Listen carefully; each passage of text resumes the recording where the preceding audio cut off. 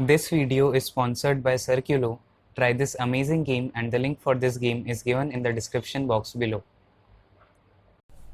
Hey guys, welcome back to the channel, and today in this video we will see how you can select a good mobile camera and what all things you need to see before buying a new smartphone which are related to the camera of a smartphone. So guys, while buying a new smartphone, most of us see the megapixels of that smartphone, and by that we judge the camera quality of that phone.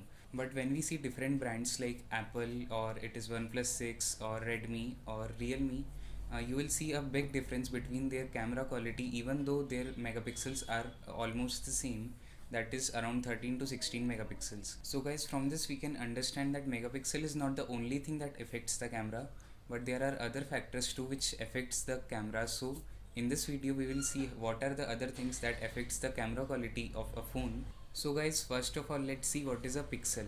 Now, what is pixel? A pixel is the basic unit of a camera which captures light, and whatever object is exposed to that pixel, it takes the information from that photo or that object and gives you the final image. So what is 1 megapixel? 1 megapixel means 1 million pixels, and in that same way, for example, if your camera is 13 megapixel or 16 megapixel, so obviously the number of pixels will be 13 million and 16 million. So now these pixels are arranged in a rectangular plate we call sensor, and the bigger the size of the sensor, the more clear image and the more quality you get of the image.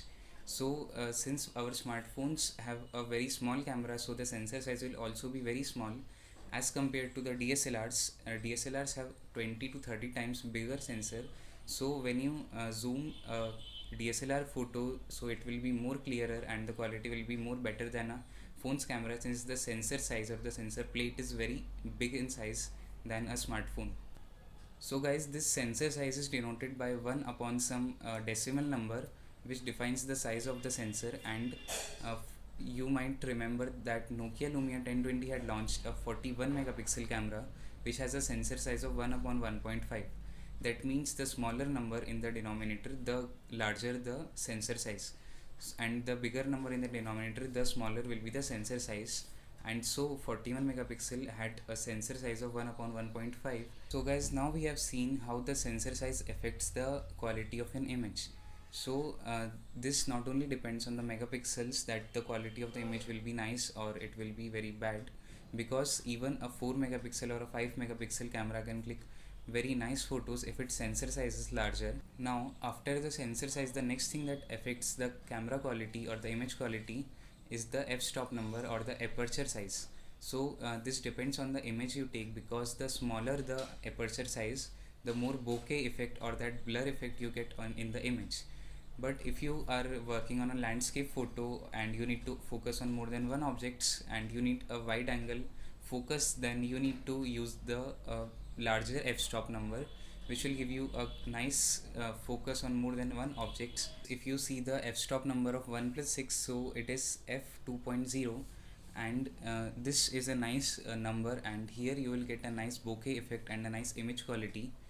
And if you have a smaller number like f1.4 or f1.2, then that may not give a nice quality of the image. So f2.0 or f2.8 or f2.5 is a nice option.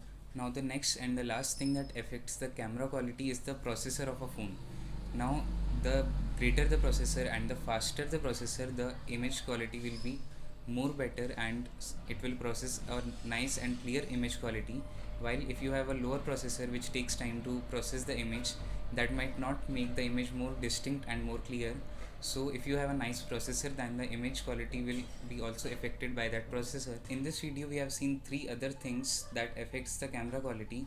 That is, first, the sensor size. So the larger the sensor size, the more image quality you will get. And the second thing, we have the aperture size. So if you want a bokeh effect, you need to use a small aperture size, and for a landscape photography you need to use a larger aperture size. And the third thing we have seen is the processor. So the faster the processor, the more better image quality you get, and you will not get a nice quality if you have a slower processor with a nice camera features. So guys, before buying any new smartphone, you should check the aperture size, you should check the sensor size, and also the processor of that phone if you are buying it for mobile photography. And even if you are searching for a nice camera phone, So you should check all these things and then you can buy that camera or that phone. So guys, this was all for today. If you like the video, please click the like button. If you have not subscribed to my channel yet, then please subscribe it.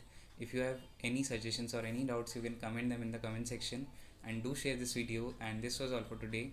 Thank you, take care, goodbye. Do you feel the vibe?